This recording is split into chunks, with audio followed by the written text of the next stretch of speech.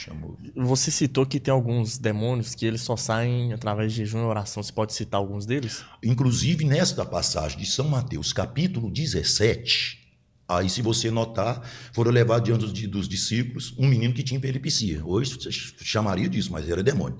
Aquele demônio pegava o rapaz, jogava na água e no fogo para matar, ele espumava, fazia. E o pai, a fé do pai foi abatida porque os discípulos não conseguiram expulsar aquele demônio. Porque a epilepsia, a gente sabe. A pessoa fica naquilo ali, nós sabemos que são demônios. É igual hoje as pessoas, minha costa doendo, não sei o quê. Aí ela começa a aceitar aquela dorzinha. Você pega São Lucas 13, versículo 11, uma mulher de 18 anos, uma semente de Abraão, com um demônio que fez ela andar encurvada. Então, essa classe de demônios, assim, epilepsia, câncer, essas coisas assim, eu tive uma batalha muito grande com um filho meu, que o câncer o tomou, mas tudo para um propósito de Deus, tudo para um propósito, vê? E pela graça de Deus, Deus o levou, mas Deus mostrou todo o processo. Então, essa casta de demônios, esse tipo de doenças que são mais resistentes, é com jejum e oração. E são poucas pessoas hoje que se dão a isso.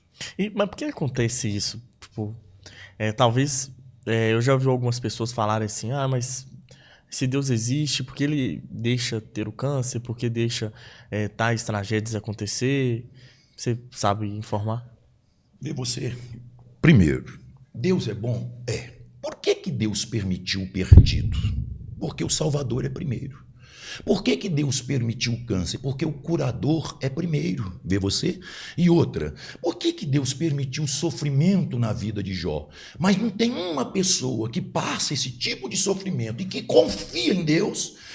Eu sempre prego o seguinte, se Deus não livra você da cova dos leões, ele te livra na cova dos leões, como ele fez com Daniel. Ele não livrou Daniel, um homem que ele mesmo falou em Daniel capítulo 9, a partir do versículo 21. És um homem muito amado. Deus deu esse testemunho, vê você? E Deus não livrou ele da cova dos leões, mas na cova dos leões, Deus o livrou. Então Deus capacita a pessoa para passar certas provas. E lá na frente, um meu exemplo, eu e minha esposa, nós só temos que glorificar a Deus pelo que aconteceu na vida dos nossos filhos. Nós fomos vendo gradativamente. Eu sou um cristão revelado, eu entreguei minha vida para Cristo. Minha esposa era professora, eu tinha 3 empregos, casa própria, carro próprio, tudo. Deus me chamou, o chamado me devorava, até que eu vim, larguei tudo e largaria tudo de novo. Então por que Deus permite o sofrimento? Ele capacita. Tem pessoas que Deus não vai livrar da tempestade, mas na tempestade, Deus livra as pessoas. E por que muitas pessoas, agora vamos entrar por esse lado, por que muitas pessoas adoecem? Como você perguntou, por que Deus permite? Deus trabalha com 2 vontades, perfeita e permissiva. Ele permitiu Saul fazer, na verdade, Balaão fazer aquele em Números capítulo 22, 23, 24, 25, fala de maneira resumida a vida de Balaão. Deus falou para ele não ir amaldiçoar o povo de Israel, aí ele não foi, primeira vez, foi tentado e foi. Então é vontade permissiva, e Deus permite. Agora nós sabemos que em Romanos capítulo 12, rogo-vos, irmão, pela compaixão de Deus, que apresentei o vosso corpo como um sacrifício vivo, santo, agradável a Deus, que é o vosso culto racional, para que possais experimentar qual seja a boa, perfeita e agradável vontade de Deus. Então, quando Deus permite certas coisas, certas tempestades, como eu falei no começo, a falta de conhecimento, pessoas são destruídas. Vê você o que eu digo? Mas o que o senhor quer dizer com isso, pastor Eduardo? Vamos lá. As próprias palavras de Cristo. Lembre-se, a voz é minha, a palavra é dele. Ele é responsável por sua palavra. Em São Mateus 7, a partir do versículo 24, Jesus falou assim, todos que ouvem a minha palavra e praticam, compará-lo-ei a um homem generalizado, homem e mulher, sensato. Edificou sua casa sobre a rocha. Descer a chuva, correr os rios, assoprar os ventos, bateu na casa, mas ela não caiu. A pessoa tinha o conhecimento da palavra, tinha o conhecimento desse Deus maravilhoso. Mas os que ouvem a minha palavra e não praticam, compará-lo-ei ao insensato, que edificou a sua casa sobre a areia. Descer a chuva, correr os rios, assoprar o vento, bateu na casa e grande foi a sua queda. Então, por não conhecer as escrituras, como eu falei no começo, lembra? São Mateus 22, versículo 29. Errais por não conhecer as escrituras e não o poder de Deus.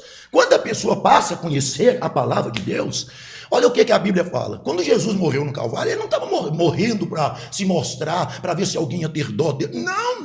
Não, definitivamente não. O povo precisa de conhecer a verdade. A fé, eu repito, a fé vem pelo ouvir a palavra. Romanos capítulo 10, versículo 17. Aí você pega a primeira carta de Pedro, capítulo 2, versículo 24. Jesus levou no madeiro os nossos pecados e pelas suas feridas fomos sarados. Já fomos sarados. Não vamos ser. Se o mundo todo agora me ouvisse, estivesse me ouvindo, e qualquer pessoa no hospital a ouvir uma palavra dessa e crer, ele vai sair curado. Vê você o que eu digo? Então, por que Deus permite essas coisas? Primeiro, falta de conhecimento. Outras, às vezes, para a glória de Deus. Nós temos um caso em São João, capítulo 9. O moço nasceu cego lá.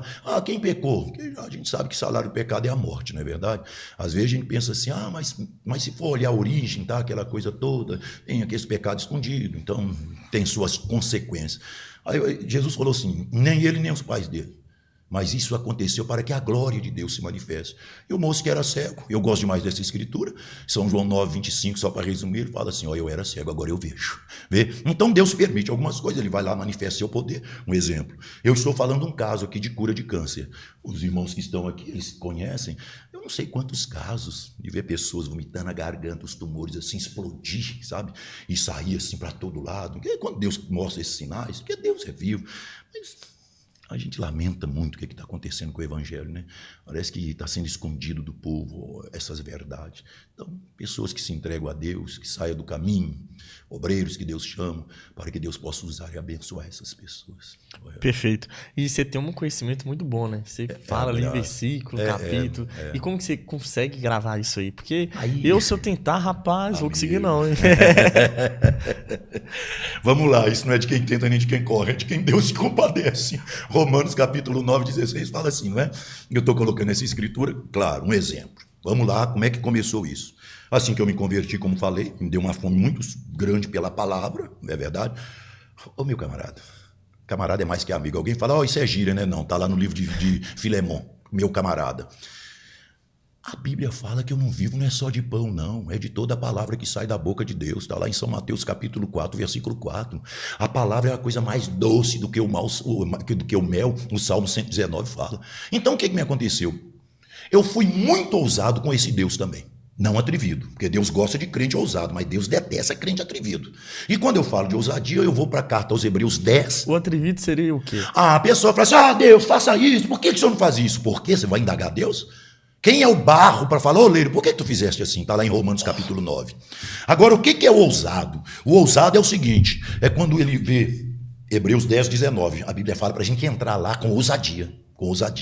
Então, quando você vê uma verdade da palavra, vê você, e tu diz para Deus, Senhor, é igual quando a gente ora. Já me falaram assim, mas por que os crentes gritam? Eu vou em contrapartida e falo assim, por que vocês vão para estádio de futebol e gritam? Porque ambos os povos, o crente e o descrente, eles têm emoções, só que a nossa emoção é colocada em Cristo. Aí. Quando o nosso Cristo faz um gol, cura alguém, liberta, batiza com o Espírito Santo, não tem jeito de não falar glória a Deus e aleluia, não, ora, vê você o que eu digo. Então, o que é o crente ousado? O ousado é quando vê uma promessa de Deus. Ele faz ali conforme está em Josué capítulo 1, pega do versículo 1 em diante, pega Josué capítulo 1. Às vezes a gente cita a escritura, as pessoas nem anotam para ler depois, para ver se a gente está falando a verdade. Eles engolem qualquer coisa. Mas vê lá, pega Josué, quando ele falou, mas Moisés, meu servo, é morto, mas é através de ti, não desvie nem para a direita nem para a esquerda, medita nessa palavra de dia e de noite, se naquele tempo tinha que meditar de dia e de noite, vê você? E no lugar que tu colocar a planta dos teus pés, esse lugar é seu. Então Deus gosta de crente ousado que toma Deus em sua palavra. Quando Deus faz uma promessa, inclusive nós estamos com uma série de ensinamentos da igreja, que as promessas de Deus são juradas, promessas juradas e fatos consumados. Quando Jesus gritou no Calvário, até respondendo mais a sua pergunta, por que Deus permite pessoas se adoecem, aquela coisa toda, olha o que está lá em São João 19:30, Jesus gritou no Calvário, está consumada a cura, a libertação, a salvação, tudo o que as pessoas imaginaram, aquela mão de Deus estendida. Então veja, respondendo a pergunta, aí você vê, Hebreus capítulo 6, versículo 13. Quando Deus fez a promessa para Abraão, que ele ia abençoar, abençoando te abençoarei, multiplicando te multiplicarei, não foi só para Abraão, foi para a semente de Abraão, depois dele, e descendentes. E semente de Abraão é quem? É só pegar Gálatas capítulo 3, pega do versículo 7, São aqueles que creem em Cristo, porque Cristo é a verdadeira descendência de Abraão, porque Isaac é a descendência natural, Cristo é a descendência espiritual. E quando a gente aceita Cristo como Salvador, você é semente dele, e toda a promessa que se encontra nesta Bíblia é para essa pessoa. Só que as pessoas vivem, eles vivem o quê? Aquém das promessas de Deus e dos seus direitos legais adquiridos lá no Calvário. O que eu quero dizer com isso? Você quer ver uma coisa profunda dentro disso aí? Você pega o Evangelho de São Lucas, capítulo 15, rapaz, a partir do versículo 11, aquele filho pródigo, foi lá, pegou a parte da herança, desperdiçou tudo, nós sabemos, pródigo quer dizer esbanjador, foi embora, gastou tudo com prostituição e etc. Aí veio a conta, né? Aí a conta chegou, deu uma fome naquela cidade, o dinheiro tinha acabado, para um judeu seria até uma coisa assim imunda, mexer com porco, mas é o único serviço que ele achou para cuidar de porco, e desejou comer, encheu o seu estômago com as bolotas daqueles porcos ali. Aí ele só lembrou assim, na casa do meu pai há pão sobrando e eu aqui pereço de fome. Já sei que eu vou fazer, levantar-me e irei ter com meu pai e dir-lhe: Pai, pequei contra ti, contra o céu, já não sou mais digno de ser chamado teu filho, faz de mim um dos teus jornaleiros. Só que a Bíblia fala que estando eu longe, o pai o avistou, não foi ele que avistou, não. Se tiver algum desviado me ouvindo aí, ó, é o pai que o avistou, e não foi o filho que correu, não, o pai o correu, o abraçou, quando ele só confessou o pecado, Deus, é só ler lá, o pai nem permitiu ele falar o resto do que ele falou. Quando ele pequei contra ti, ele falou: trazei o melhor vestido, a Deus mandando, traz o melhor vestido, traz o calçado, traz o anel, mata o cevado, e deu aquela festa. Ao dar aquela festa, e o povo de Deus gosta de dançar, dança bíblica. Só dança quem tem vitória. E vai qual seria a dança bíblica? Pega lá, quando eles atravessaram o Mar Vermelho, lá Miriam tocou o tamborim, porque Deus tinha matado o Egito e os egípcios todos, sabe, que tinha escravizado aquele povo. Quando Davi foi lá, matou o gigante, as mulheres dançaram, é quando se tem vitória. Esse é o tipo de dança bíblica, aquela dança, aquela alegria no coração. Então ali na casa, nessa passagem de São Lucas 15, a partir do 11, estava aquela dança, aquela festa. O que acontece?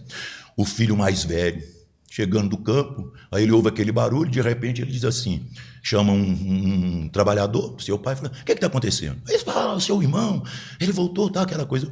Ele ficou triste, rapaz, e ele não quis entrar na casa, não. Aí chegou o conhecimento do pai, esse pai é um retrato de Deus, nós sabemos. Aí quando chegaram a contar para o pai: olha, o seu filho, mas ele não quer entrar, tá, aquela coisa toda. Ele foi lá saber por quê. Aí quando chega lá: meu filho, por quê? Ô pai, agora escute isso aqui, por que muitos crentes perdem suas vitórias, suas bênçãos, adquiridas lá no Calvário, como eu falei, promessa jurada, repito, Hebreus 6, versículo 13, Deus não tem ninguém maior do que ele, jurou por si mesmo, que o que ele prometeu ele vai cumprir. Aí ele falou: seu pai, eu te sirvo todos esses anos, nunca transgredi, o senhor nunca me deu um cabrito para me alegrar com os meus amigos. Oh, o pai falou: meu filho, como é que eu vou te dar um cabrito se tudo que é meu é seu? Misericórdia. Como é que Deus vai te dar um cabrito se tudo que é de Deus? E sabe o que a Bíblia fala em Romanos, no capítulo 8, a partir do versículo 16? Que nós somos herdeiro de Deus e co-herdeiro com Cristo. Mas às vezes eu prego sobre herança. Um exemplo: se porventura o seu, entenda, é só uma. Seu pai morreu, tá, um exemplo, né? Morreu e deixou uma herança, sua mãe morreu e deixou herança para você, seus irmãos, se é que o tem, deve ter, né? Você tem irmão, tá? Tem um irmão. Tem um irmão. Então deixou herança. O que você faz, amigo? Porque seu pai era um homem de posse, por assim dizer. Aí, o que você vai fazer? Ah, meu pai deixou uma herança, então eu quero saber qual é a herança. Você tem que pegar o testamento que ele deixou, que geralmente quando as pessoas têm posse, eles lavam um testamento. O testamento só tem poder quando morre o testador. É isso correto? Sim. Porque, um exemplo, eu faço meu testamento aqui. Eu quero que meu filho fique com essa casa, etc.